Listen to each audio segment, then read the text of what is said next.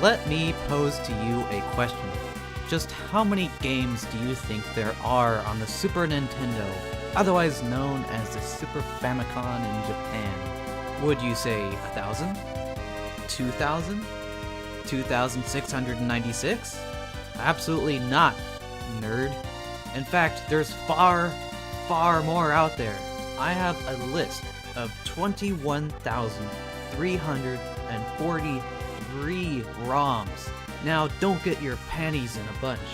I admit that a lot of these are just a translation or a different version of the same game.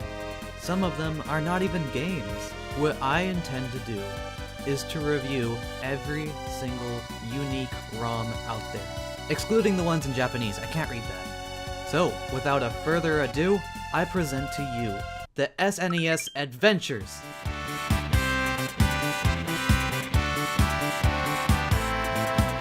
Now, hold up a second.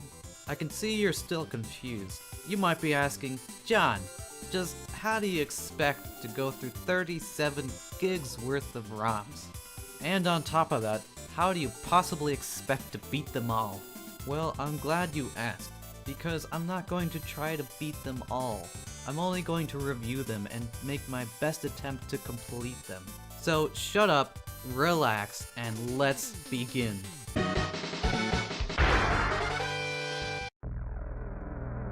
Alright, so our first ROM is not a game at all, it's just a demo. Now listen closely, this took me to the third page of Google to find this stuff out. As you can see right there, it's made by a group called Abandoned, but they're not an actual company licensed by Nintendo. This demo was mainly programmed by some guy that called himself Pothead from Antrox. Never heard of either of them? Well, neither have I. This demo is actually quite impressive for the Super Nintendo, and really shows off the skills that the programmer had. The first scene shows off a 3D flyby over a voxel world, and it doesn't look like much today, but it's pretty impressive for back then. Nothing in this demo is interactive, it's just showing off visuals. The most you can do is press the B button to get to the next screen. My favorite part about it, it makes this noise when you press a button. Let's hear that again. And for some reason, it has a spooky picture of a vampire. In all seriousness, it is a very cool demo, and it really makes me wonder why it is so mysterious and really hard to find any information on it. I was able to find a list of what Pothead and Abandon had created over the years, and it looks like later in the series we'll be running into them again. They're responsible for creating quite a few demos actually. Their members mainly came from the UK, Germany, and Norway. However, there's virtually no information on Pothead himself, but he was probably a cool guy. There's not really much else to say about this demo, other than it has that cool box screensaver thing. I mean, just look at that. Are you entertained yet? Alright folks, that's all really to see here. Moving on! 3 Ninjas Kick Back. What do I have to say about this game? It's absolute nonsense! But we'll get into that in a minute. Let's start. Alright, 1 player. Alright, who do we have? We got Rocky, Colt, and Tum Tum. I think we're gonna go with Colt. That seems like a good choice. Let's murder Liza! Whoa! Can you say that again? Alright, excuse me for the lack of music over here. The game starts you right off with some text and a picture of a guy that looks a lot like Mr. Miyagi. Oh, and don't even bother trying to read any of this. The story makes no sense! Let's talk about the story later though. Let's see what the gameplay is like. Alright, pretty rad. Oh, I'm sorry, are we starting already? Excuse me, but how do I play exactly? I don't know. Well, at least there's a sign telling me which way to go.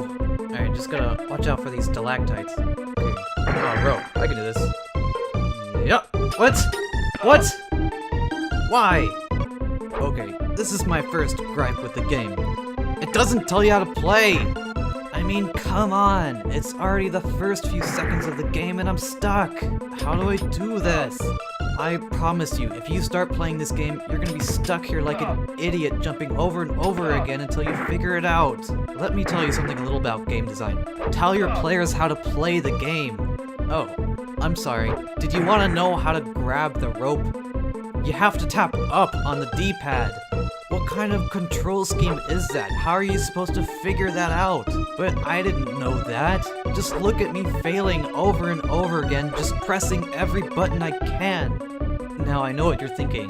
You're thinking, John, did you look in the options? Well, yes. Yes, I did. In fact, let's go over there right now. Alright, options.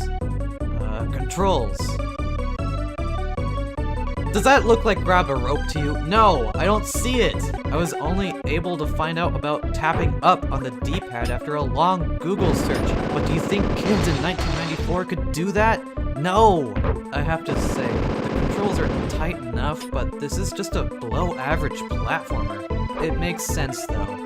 This is one of those games that was based off a movie.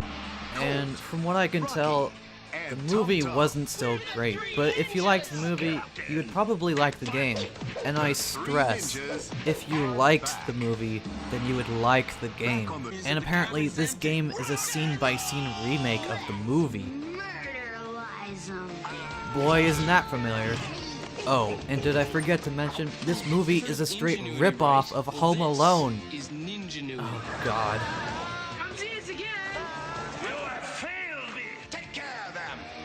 Are you kidding? Throwing them in a pool? That's taking care of them.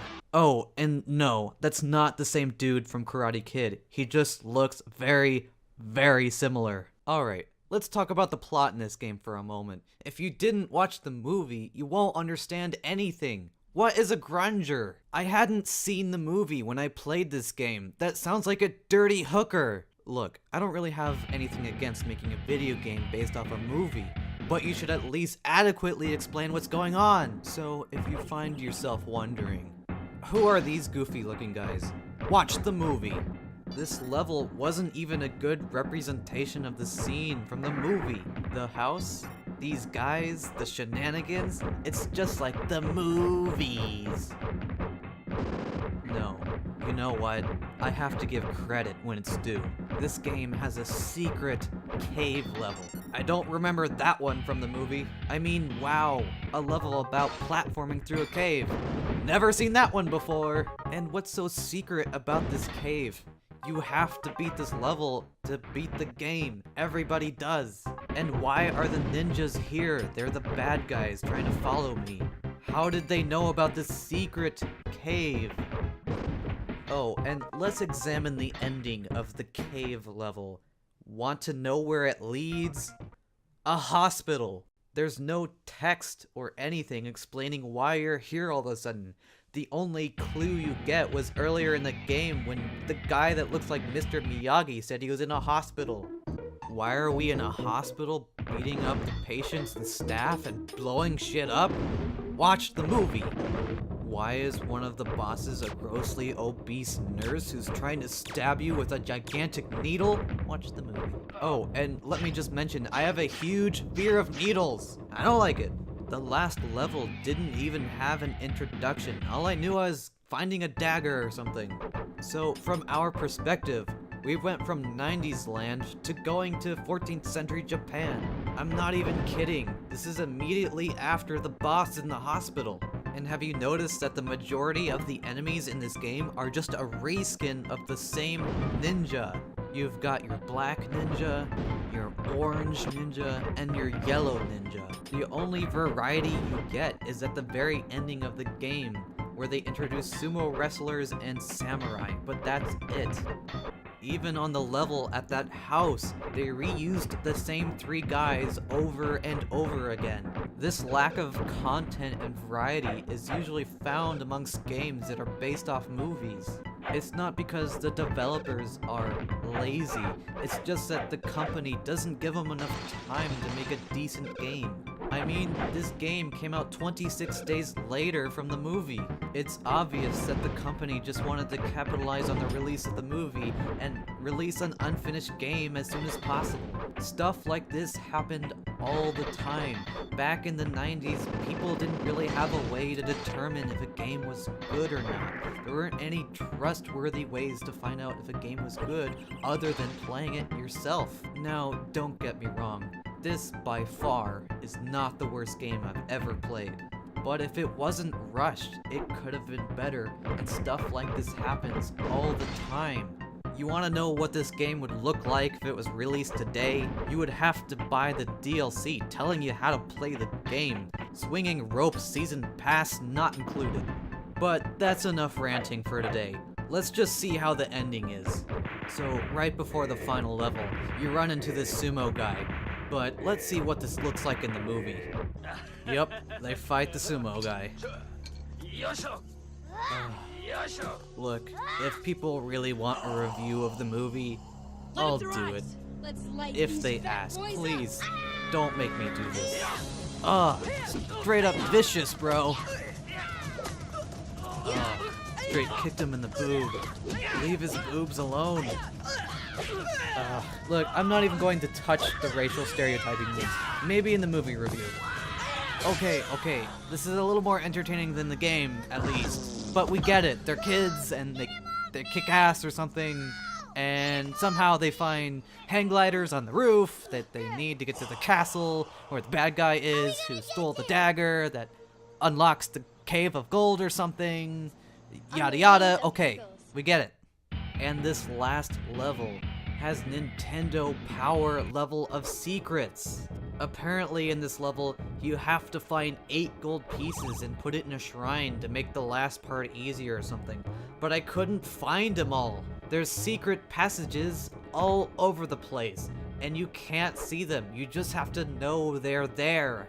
You have to know where these passages are to get past some of the hardest parts in the game. Oh, and did I mention, if you run out of lives, you have to start the whole game over again. There's no passwords, no save points, no checkpoints, nothing. And it doesn't help that this game is quite difficult. I had to restart quite a few times.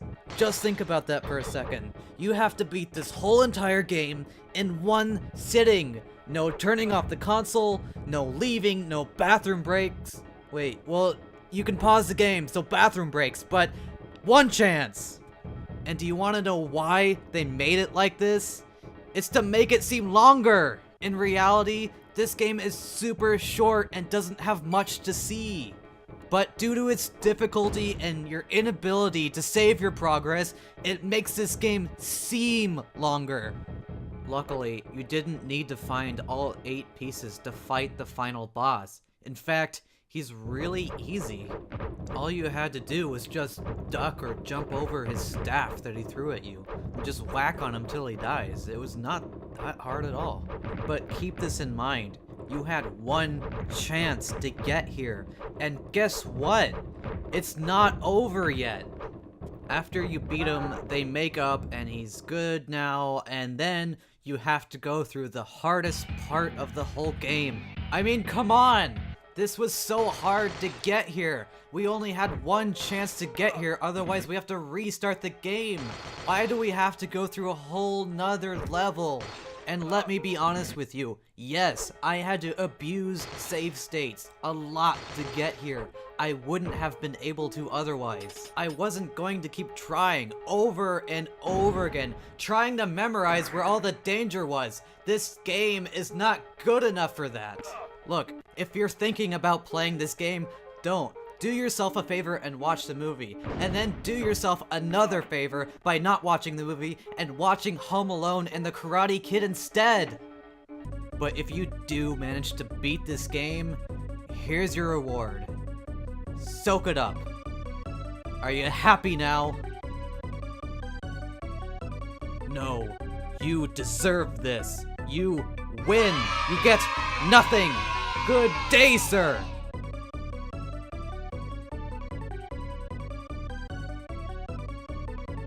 Alright, I just have to relax. It's over. So I guess this is the part of the video where I have to give the game a numerical evaluation.